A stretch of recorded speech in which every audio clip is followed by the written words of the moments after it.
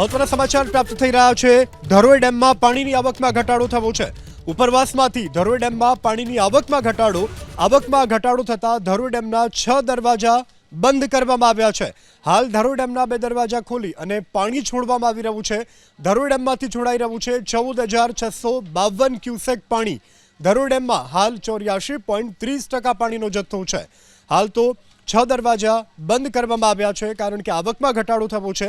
ઉપરવાસમાંથી પાણીની આવક ઘટતા 6 દરવાજા બંધ કરવામાં આવ્યા છે। ધરોઈ ડેમમાંથી 14,652 ક્યુસેક પાણી અત્યારે છોડવામાં આવી રહ્યું છે। ધરોઈ ડેમમાં હાલમાં 84.30% પાણીનો જથ્થો છે।